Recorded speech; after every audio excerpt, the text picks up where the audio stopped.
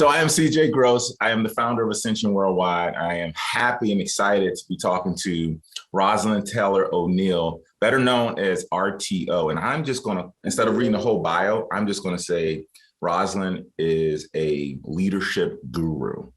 So Rosalyn, I invited you to have a conversation around leadership because we've known each other for quite a while. And I've seen you in front of audiences and just, with C-suite leaders, talking about some of the challenges that you've seen, talking about some of the wins that you've had in organizations. So I'm really excited to talk to you about being an inclusive leader today. Yeah. Thank you, CJ. And I always tell people, if you ever want to know, bio, you can always go read one. Because what's really important is this conversation. So a little background. Mm-hmm. In 2005, I wrote my first book called 7 Keys to Success, Unlocking the Passion for Diversity. Now, I've taken it off of the bookshelves because it had more errors in it. I wrote it in 4 months. It was the first book. Give me a break. So, wait a minute, you wrote it in 4 months? I wrote it in 4 months. Okay. Seriously, 4 months. Right there, that's amazing right there. A lot of people take 2-3 years to write a book. Yes. And I should have taken 2 or 3 years, but I didn't. The great thing about it was I had this notion that there were 7 things that you had to have in order for an organization to become inclusive, visibly diverse and inclusive. Mm. And they began with the business case, and it was leadership, support, education, metrics, everybody's participating, and ultimately some faith in the process. So from 2005 until about 3 years ago, I thought those 7 were it. About 3 years ago, it became very clear as I looked back on my career, my time in the C-suite as the chief diversity officer for Campbell Soup, my time as the executive vice president at MTV Networks. I looked back at it and I realized that what really does make an organization inclusive and diverse and equitable and just is leadership, period, end of sentence. Absolutely. And so because the business case is nothing more than the reflection of the values of leadership. Say that one more time. The business case is the reflection of the values of the leadership.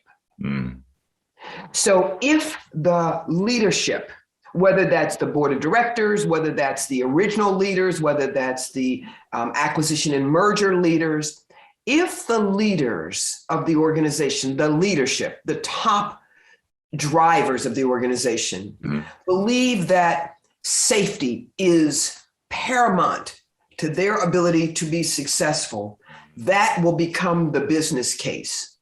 They will do things that lead to that. So I began to think about, what does it take for leaders, especially in these times?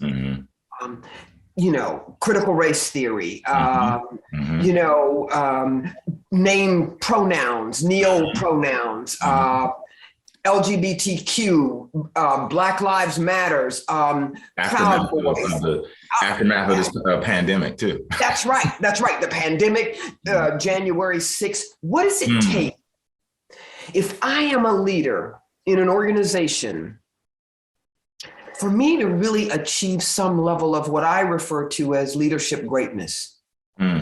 Leadership greatness. Yeah. I need to take notes. I know we're doing a podcast. I'm taking notes here. Leadership greatness. Okay, awesome. Loving it.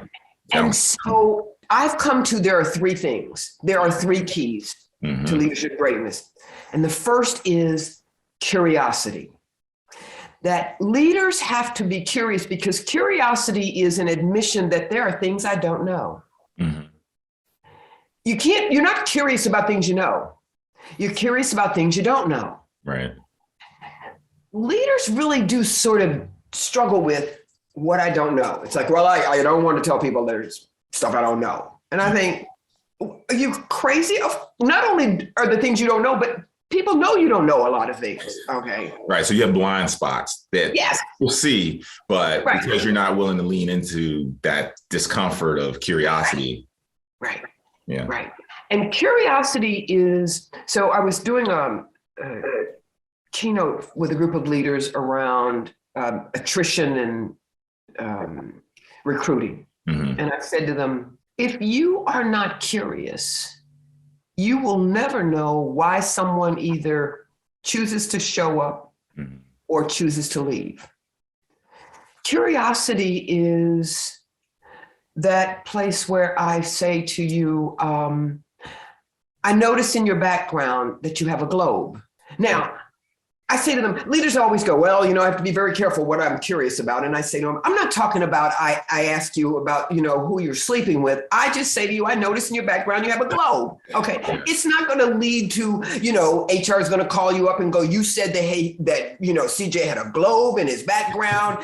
And now we're going to do an investigation and fire you. And then you're going to be divorced and homeless. Well, look, can we dig into that a little bit? Because one of the things that I hear from leaders is exactly that. So if I'm too curious, if I ask the wrong question to someone who is in any particular group identity that we talk about when we talk about diversity, equity, and inclusion, I may find myself in that place, right? And so do you find is it because they haven't had training, because they haven't built trust? Like, why do you think that they are so apprehensive about being curious to people who are different than them? Okay, so here's the dilemma for them. Curiosity says, I say to folks, first, go do your work. Don't come to me with some BS question that you just thought of while you were, shaving this morning. Right. Do your work. If you want to understand about neopronouns, first of all, you got to know that they're called neopronouns. Mm-hmm. Okay. And that they are pronouns that have in fact come into our lexicon since 2000. First, Google. It's like, well, I don't know how to find shit. I say to them, same way we find everything else. Okay, go in, put it in a search, up pops 2,000 things. Mm-hmm. You do it first. So maybe you saw, as a leader, I say to leaders, so maybe you saw on my listing the pronouns they, them. Mm-hmm. Okay, and we don't know each other that well. I'm a new employee, maybe. Mm-hmm. Before you in front of the group or even one-on-one go, well, what is that they, them? Go do your work. Say, I don't know that. Mm-hmm. Go learn. Then develop a sense of who you are in that story. So my pronouns are she, her, hers. Not because those are the only ones or not because those are the right ones, but because those are the ones that, in fact, I understand, tell me who I am and tell people how I see myself. Mm-hmm. Now, when I want to talk to that person who uses they, them, mm-hmm. I start not at about them. I start at about me. I say to them, I actually use she, her, hers. Not just because it's historically been true, but because as I looked at it, that's how I see myself. Mm-hmm. I notice you use they, them. I say to leaders, first you tell somebody about you, mm-hmm. then you can ask them about them. The reverse, because of power, will mm-hmm. get you in trouble. Mm. I know you have 3 points. I don't know how we're going to keep this at 20 minutes. We got to stop there because that is so critical. And I've heard tons of leaders or people who are more in the dominant group working with a financial company. And there was a scenario that we put up about a woman who had been tasked to do something that was very administrative, but that wasn't really her position. And so a gentleman spoke up and he said, well, why doesn't she just be more assertive? And everyone was like, you got it, right? So I don't want to stick on that story, but I want to talk into the power part. So how does the power differentiator come up or show up in these situations? And what do leaders need to know about that? Yeah. So what I have to do as a leader is to recognize that first and foremost, they don't do what I say, they do what I do. Mm-hmm. So if I don't acknowledge that there is a power differential mm-hmm. in everything that we do, in every conversation, in every request, there's a power differential. And I say to leaders, the way you recognize that is to recognize it when it happens with you. Mm. So if your leader, whether that's the head of the board of directors, mm-hmm. okay, or your CEO or your CIO or whoever it is, if they say something, ask you something, you immediately know that how you answer it is more important than if someone who's a subordinate asks you the same question. Right. So I said, first acknowledge that. The interesting thing is, curiosity is really followed by, for me, around empathy, which is not the, oh, you're sad, I feel bad, you're sad. In this case, in business, I am talking about the ability to say, what's been my experience of feeling a little frightened by the power differential between me and my senior leader? What's been my experience? When do I recall that we were in a meeting, I had a point, I knew I was right. My senior leader said, well, we're not going to do that. And I had this moment where even though I wanted to challenge again, I thought, for the sake of my career, right, I'm just going to back off. For the sake of me being able to pay my bills. That's right. That's right. Okay. So if you can think about how that felt to you, then when someone says, I'm not sure that's really the work I was supposed to be doing, I can have a moment where I go, I know what that feels like. So now I can exhibit some courageous behavior and say, you know what? I get that we have a power differential here. I really do want you to tell me what is the best way to do this. I want you to call my behavior. So it's not just the curiosity. It is saying I can actually push myself to share ways I have experienced what I'm doing to someone, which then allows me to behave differently. So the first key is curiosity. Right. And now what you're saying, the second key is the ability to empathize by going to a place where you've been in the position of the person who has less power. Yes. Okay, that is like mind blowing. But here's my question to you. So if a leader is listening to this and they say, oh, that's awesome, that sounds great, I mean, my mind is blown, but how do I actually do that? Like, where do I, do I have to spend time do that? Do I need to go to the top of a mountaintop and meditate or journal, or do I need to do it all? Like, how do they get to that place? And is this something commonly found in leaders today? Yeah, you get to that place the same way you get to that place around how do you learn to play golf? Tell me more, because I'm learning to play golf. Like, tell me more. Okay, you're learning to play golf. Do you practice? Yep. Okay. I got a coach too. You got a coach. Good enough for me. Right. You watch videos. You got a coach. You practice. You read things. You watch things. You see. You say, who's a good golfer to watch? People say, watch this person. Yep. It's the same process. Now, and then I have for leaders is it more important that you are a good golfer or that you are an exceptional leader? Ooh. Ouch. Because if you want to be a good golfer, you will do all these things. You want to be an exceptional leader, you're like, I'd like for it to just rain down from the sky. In golf, go into my way of thinking and being. I wake up in the morning and then I am an inclusive leader. Go outside and practice golf and go out and because golf is an expensive sport. Not only is it expensive, it is time expensive. When I first started playing, my buddy said, "Yeah, we're going to be out there for 6 hours." I said, 6 hours doing what? What are we going to be doing for 6 hours, right? And so what you're saying to me is that if things like playing golf or any other thing that is important to a leader is that they must take the same amount of effort and energy and focus, to develop that skill set, to carve and cut. Wow. All right. So what's the, this is like a mind blow. Like leaders are probably going to be like, ouch. How do I balance that? How do I deal with that? Well, the interesting thing is, so people say to me, I don't know if I have time for that. I say to them, by the way, every day you are leading people well or you're leading them badly. You're either doing it well or you're doing it badly. You can say, well, I'm doing it okay. And I say, how often do you go with mediocre works for me? I'm okay with being a mediocre CFO. Have you ever told your CEO, I'm a mediocre CFO, but, I'm kind of busy. If what we are being paid to do is to lead, it's crucial that we see that as a skill that we have the will to achieve.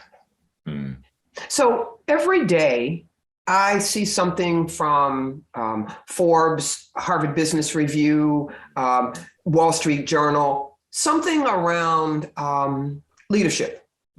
Now, I don't oftentimes take the full 15 to 20 minutes to read the whole thing, but I do look for things that make sense to me, things that I hadn't thought of.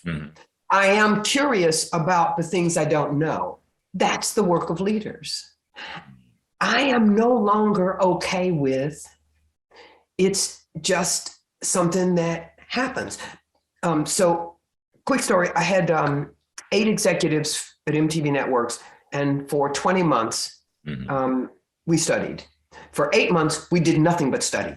We literally learned to play golf, okay? But it took 8 months. And we met once a month as a group, and we met once a week as individuals, and I coached them. And then we had 12 months of them doing it, practicing it, getting better at it. Was this a leadership activity, or was you just really actually playing golf? No, leadership. Okay. So for 8 months, I had them, and 75% of their work was around learning how to become DEI leaders. If you talk to the 8 of them, they are now across the world, and they are extraordinary leaders because they would be extraordinary golfers if it was golf, because they spent the time. So when leaders say to me, I don't have the time, I say to them, what are you being paid to do? Because by the way, if you're working for like a place that makes desks, okay, leaders aren't making desks. They're not sanding shit. They're not drilling holes in and making things, Right. They're not. They're leading the teams that do the work. Right. They're leading the teams that lead the teams that do the work. And so they're not, they're like, well, I'm really busy. And I say to them, doing what? Your job, the job of the CFO does not involve generally a calculator, we have $2,500. It's like, right. Your job is to figure out, how do we make sure that we understand what's coming down the pike? How do we make sure that people are engaged? How do we make sure that people... So it's funny you said that, because the other thing is, when they say they don't have time, it takes time to retrain someone when they leave. It takes time to deal with conflicts when you're not dealing with them from the beginning. It takes time to go to court when someone has a lawsuit against you when you have not done the proper things by your team members. So I'm giving you a softball for the last one. But what does it require to go into that dark space that leaders must go into? Yeah, courage. That's a softball. Courage. Dr. Angelo says, courage is, the one virtue without which you cannot consistently practice other virtues. Courage. Courage is, I will do it even though I'm a little bit scared. Even though I like to know how everything's going to work, because that's how I built my life. I'm going to do something where I'm not sure. I really am not. Courage is also, I'm going to step up rather than step back when something happens, when I see something, when I hear something. Where do you, okay, I have a question for you. Where do you find the greatest opportunity for courage in leaders today, considering everything that you mentioned earlier and everything you mentioned in terms of like curiosity and, just that you have your normal challenges, just being a leader and being afraid and fearful of just losing your own job or, accomplishing something or not accomplishing it. Where do you think that there's the greatest opportunity? Yeah. It's in calling BS BS. It is in that moment of when someone says, the reason that we are predominantly white and male in the senior groups, and someone says, well, listen, we are doing everything we can and we just can't make a change happen. There's not enough, and those who are there don't want to come to work here, and we don't have enough money, and yada, yada. And courage is, I just got to call bullshit. As a leader, and everybody stops, and you say, there's nothing else that we have ever wanted to make happen, that we haven't figured out a way to do it.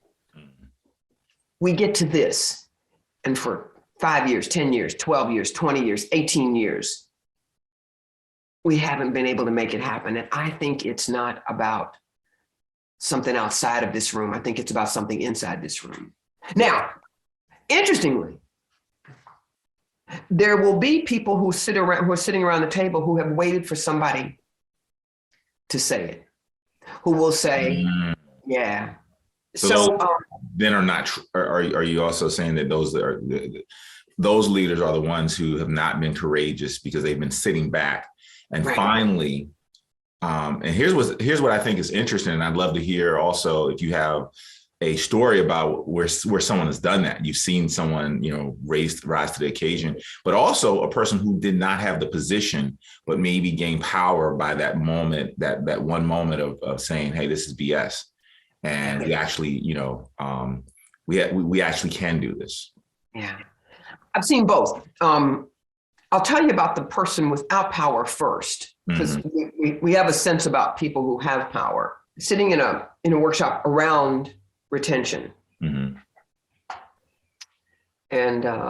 with a bunch of HR folks, senior leaders, and I said, I don't believe that the reason that you are predominantly white, with the exception of like people of color in those normal jobs of people of color, DEI jobs, kind of thing, right, is because you can't find folks.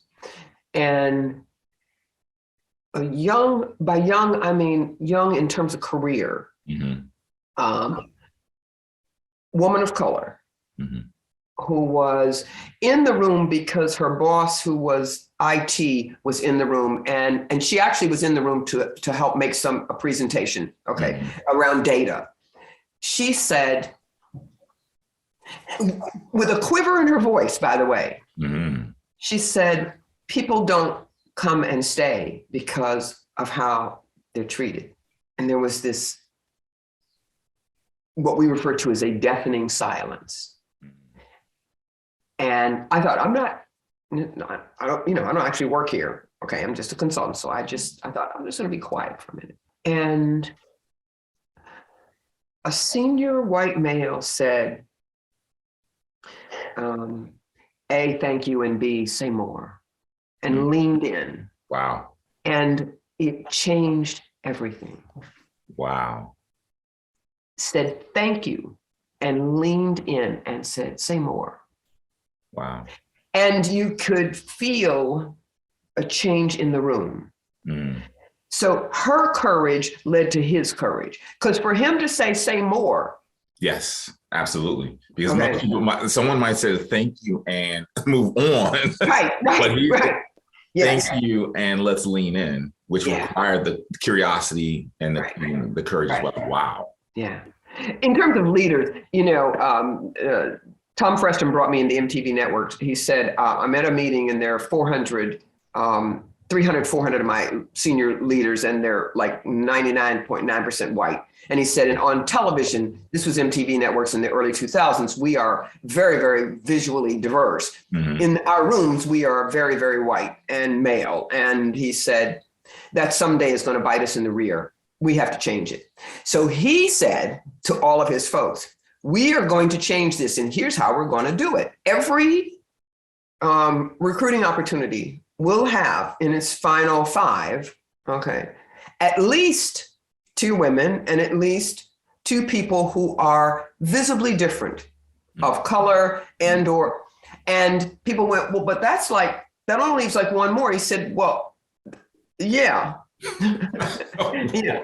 And they said, well, what if we can't? And he said, then you have to sit across from me and tell me why. He said, and by the way, I don't believe a lot of things. So you're going to have to really tell me some stuff that it's not enough that we did our best. He said, because I'm just going to hold your job opening until you do better. He said, and after a while, if your job has been open for like 5 months, I'm thinking you don't need it.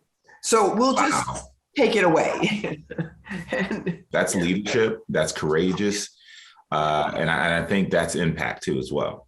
So in closing, could you, anything else you want to share? But also my question is, because as leaders, they always think about the bottom line, the impact, the business case. So what is the cost when we're not being inclusive as leaders and we're not leaning in and being courageous and having curiosity and all those things? What is the cost? People are coming, taking jobs, staying 60 days and leaving. The cost is generally of replacing somebody is somewhere between 1.5 and 3 times their annual salary in HR, legal, people, time, resources. Getting people to come back to work. One of the things that the pandemic did was it said to folks, listen, I can work from home, okay? And I found out that, by the way, working from home is kind of cool because it means that I don't have to worry about you touching my hair, okay? Right. I don't have to worry about a whole lot of microaggressions because I just turn the camera off, okay? You know, I may just turn the sound off, so I look like I'm listening to you, you know? and so people were like, well, why aren't people coming back? The cost of not being great leaders is you don't know why people aren't coming back. You haven't demonstrated the kind of empathy that says to them, it's not as simple as it was. People have moved their parents in. They've got kids who've moved back home. They have children who can't go to school. We got school shootings. If I have littles, I'm not sure about if I'm ready to, that our lives have changed. Absolutely. And that's really important for us. So part of what the cost is it's the great reshuffling, the great resignation. And I tell leaders, every hour you spend with me not engaged and you paying me is an hour you have lost revenue. Because you pay me even if I'm not engaged. And those engagements. So the lost revenue, nevertheless, I'm not even engaged, nevertheless innovative, okay? I'm not thinking about, you know what, I am just at, I'm here. Retired on the job is what I call it. That's right. Yes, retired at my desk, retired in my office. And now we have this, we're trying to get people to come back in and we're like, okay, if they come back in, they'll have better relationships as teams. Well, but we can't even get them to come in on the same days. So it's like my team, part of them are here on Tuesday, some of them aren't here on Thursday. It's because as leaders, we don't have the kind of relationship that lets us say to a team of people, I want you all to figure out how at least 2 days a week we can be together. Now, for some of you, that's going to be more challenging because you moved to South Carolina. We'll figure it out. But I want you as a team to figure out how you have time where it's not this. It's just sitting around going, so what'd you do this weekend? And it's a human being to human being. It is, I noticed something. It is, how are your kids? It is human, because that's when I learned how to count on you. Okay. I know I can count on you, CJ, because I spent time with you. Okay. Built a relationship, was curious. Yeah. And so that's the real work for leaders, is to say to themselves, how do I both learn and do and have people help me learn and do? So it's learning and doing and getting people to help me learn and do. How do I get them to say to me, to tell me why they aren't coming back in the office? As different from, I tell them, you will come into the office. How do I get them to help me understand why, they're not? And, really? and if I don't hear it, okay, then I can't figure out, help them as a group come together. What if I said to the teams, you all figure it out. We will have the building open 5 days a week or 6 days a week, okay? 2 days a week, I want you all to be together. You all figure it out. And we will make it possible. If that means that we have to get you a hotel room for 2 days, we'll figure it out. Okay? Because it's either important enough or it's not. And if it's not, we should just say to you, by the way, we don't actually care about you or what you do or what you think. But if you say, the team says, okay, we want to do it on Tuesday and Wednesday. But that means that CJ's got to have a place to stay Tuesday night. Okay. And we got to figure out how CJ can afford to fly here on Tuesday morning and Wednesday evening. And what we will tell you is, if we can do that, we will become a much more productive, innovative, driven team. We'll help you do everything you need to do. And then a leader has to say, I have the courage to put my money and my mouth in the same chair. Well, Rosalyn, this has been amazing. Thank you so much. This amazing conversation with Rosalyn Taylor O'Neale, better known as RTO, just gave us the top 3 key points for being a great leader, which includes curiosity, empathy, and courage. Rosalyn, I want to thank you for taking this time to share your wisdom. I really appreciate it. I'm looking forward to doing more work with you soon. Thank you. Thank you very much.